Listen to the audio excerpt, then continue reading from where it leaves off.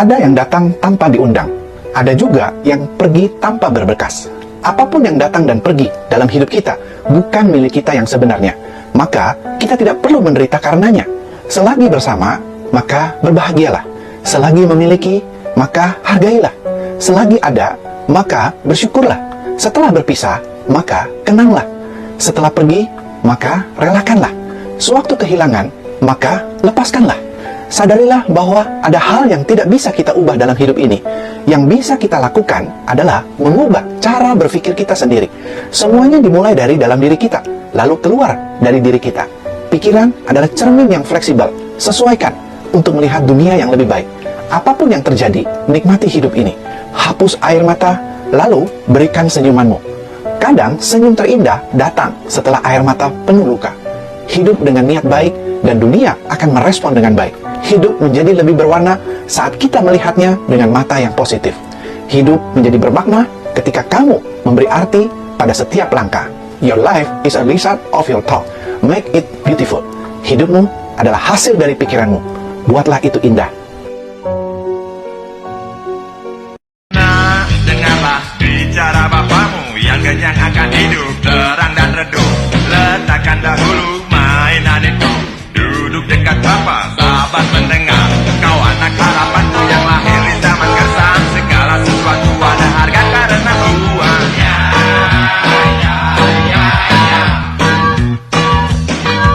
Pilihlah jalan yang bagus, tak ada paku. Sebab paku itu sadis, apa dia berkarat.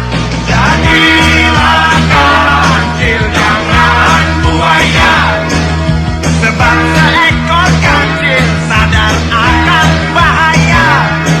Jadilah bandit berkedok jagoan, agar semua sangka engkau seorang pahlawan.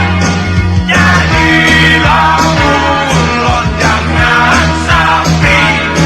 Sebab seekor ulon pandai baca situasi. Jadilah karet, jangan besi. Sebab yang namanya karet paham kondisi. Kalau orang tua mau memulai ngobrol sama anaknya, orang tua bisa milih waktu yang tepat. Pasti orang tuanya pilih momen ketika lagi makan, ketika lagi ngobrol bareng di mobil dan lain sebagainya. Orang tua punya kemampuan untuk memilih waktu yang tepat memulai sebuah obrolan. Tapi lain sama anak. Anak ini tidak tahu orang tuanya lagi ngapain. Ngobrol aja dia ngomong sama ayahnya. Ketika itu Nabiullah Yakub alaihissalam sedang ngisi majelis. Ini Yusuf kecil, umurnya waktu itu mungkin 5 atau 6 tahun. Ngomong, ya abadi, apa pelajarannya? Kalau anak itu sampai berani memulai obrolan terus tidak peduli ayahnya lagi ngapain, itu tandanya anak itu memiliki kedekatan. Coba misalkan ada anak yang ketika ayahnya sedang melakukan sesuatu, dia mau ngobrol dibentak, diam, kamu jangan ganggu, ayah lagi kerja. Setelah itu anaknya, udahlah, nggak perlu ngomong sama ayah. Ngeri. Jadi orang tua sebenarnya yang menutup jalur komunikasi itu. Dialah orang tua yang tidak membangun kehangatan komunikasi yang dibangun antara dia dengan anaknya. Kami mengucapkan Minal aidin wal faizin, mohon maaf lahir dan batin. Masa depan, saya bilang.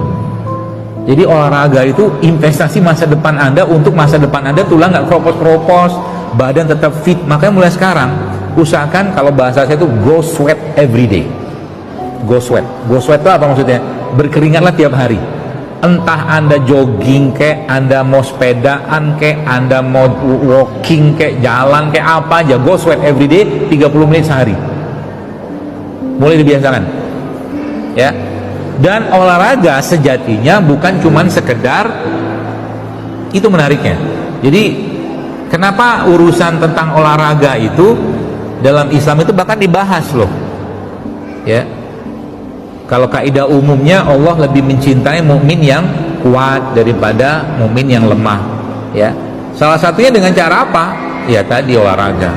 Kenapa? Karena olahraga itu salah satu cara paling mudah kita untuk membangkitkan atau memicu produksi hormon bahagia. Hidup itu butuh proses, walaupun banyak yang protes. Jangan sampai dibawa stres, jalani aja sampai sukses. Spion dulu diri sendiri, baru klakson orang lain. Orang sukses paham tentang proses, sementara orang gagal lebih banyak protes. Berlian berharga sangat mahal karena proses, maka teruslah berproses agar kamu bernilai tinggi. Jangan pernah jadikan proses orang lain sebagai tolak ukur untuk proses kita, karena itu sudah pasti beda. Hanya karena prosesmu lebih lama daripada yang lain, bukan berarti kamu gagal. Hidupkanlah dalam pikiranmu bahwa proses adalah suatu hal yang harus kamu hargai. Hidupkanlah dalam tindakanmu bahwa kamu berhak untuk berproses menjadi lebih baik lagi. Tidak ada manusia yang gagal, yang ada ialah manusia yang berhenti mencoba. Jika hari kamu terasa berat, cukuplah hanya membuatmu lelah, tapi jangan sampai membuatmu menyerah. Saat kamu berpikir untuk menyerah, ingatlah mengapa kamu memulainya dulu. Orang-orang besar dalam sejarah adalah mereka yang lebih banyak bekerja daripada bicara. Belajarlah dari kesalahan orang lain. Kamu tidak dapat hidup cukup lama untuk melakukannya semua kesalahan itu sendiri. Jadilah seperti kura-kura, pelan tapi pasti. Lupakan kegagalannya, tapi jangan lupakan pelajarannya. Cobalah tersenyum, berpikir positif, dan cobalah terlihat bahagia.